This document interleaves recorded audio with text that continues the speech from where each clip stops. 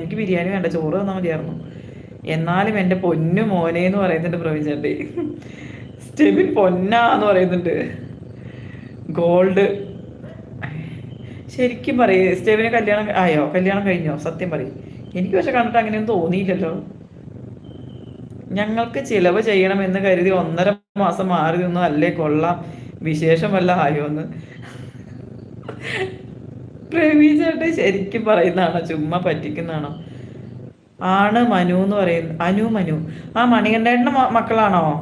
എടാ നിന്റെ പേരെന്താണ് ഇങ്ങനെ? സെൽബിൻ ശശി എന്ന് നിന്റെ പേര് അതാണോ ശരിക്കും?